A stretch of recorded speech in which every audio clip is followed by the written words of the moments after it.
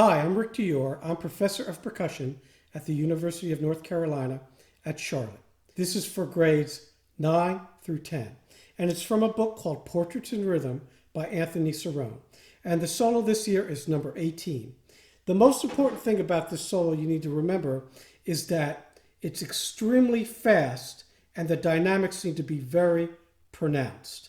So you have this fortissimo going to a piano theme that happens again and again. Now, before we go on, let me just talk a little about the equipment that I'm using.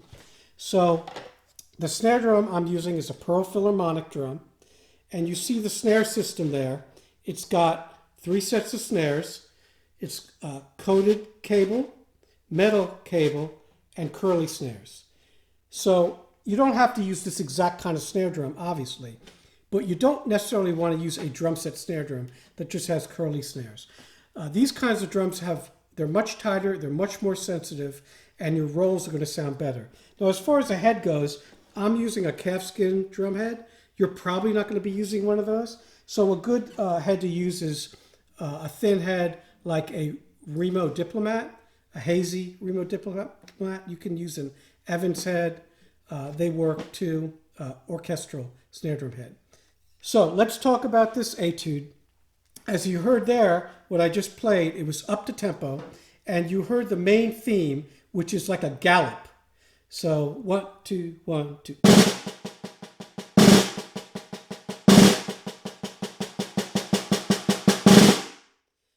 So one thing you should remember when you're playing this is you should practice always with the metronome.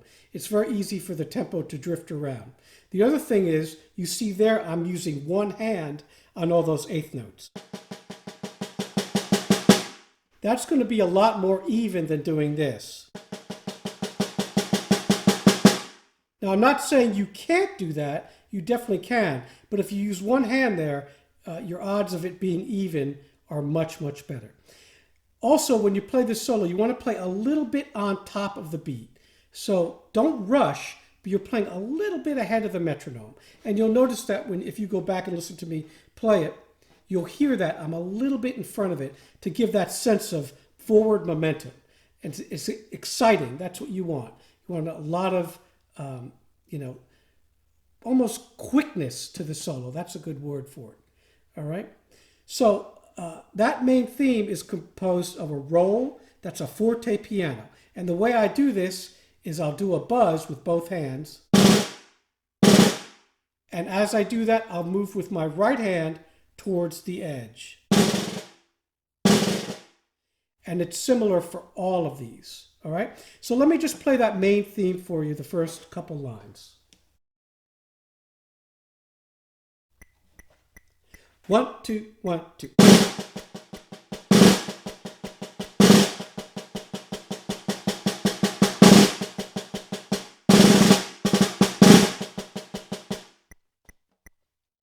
So you see there how that forte piano works. Loud, soft, loud, soft. Now you don't have to play too soft. There's one other place in the solo that it goes to pianissimo, 2 P's, rather than piano. So save it for that. All right, and you'll see that it's in line 8, all right, and that's the softest part of the solo. One other thing you need to remember when you're playing this solo is evenness in your 16ths. So,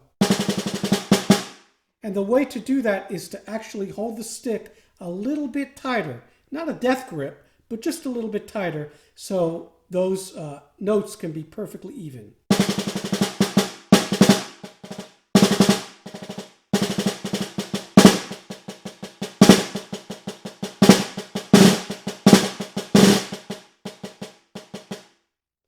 All right, and you see on lines 4 and 5, we have those 2 16th notes that are accented. So I'm playing 2 of those close to the center and then moving with my right hand to the edge. Now the trickiest line of this solo is line 6. It's not hard to execute, it's just Mr. Cerrone wrote it strange.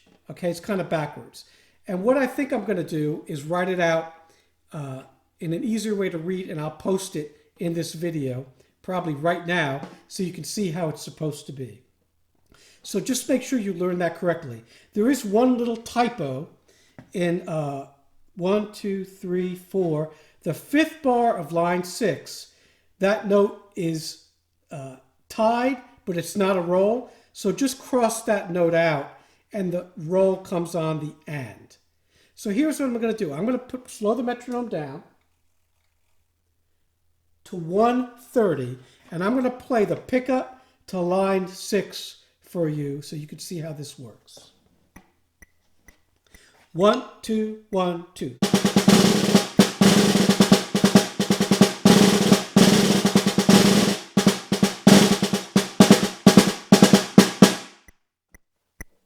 Okay, so that's how it should be played. Now, I'm going to play it a little faster. Well, I'll play it at tempo. 1, 2, 1, 2, 1, 2.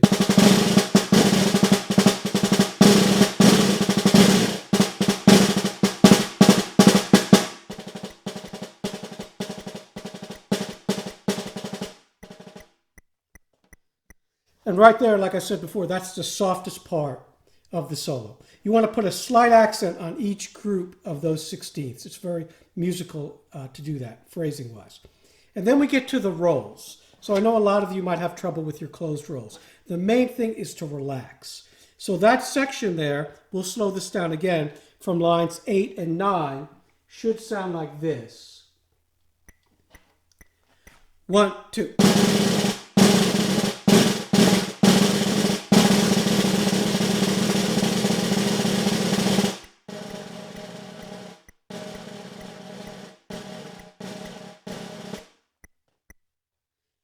So the last 4 bars of line 9, you should get off of that roll on the and. So 1 and 2 and 1 and 2 and then you lift up.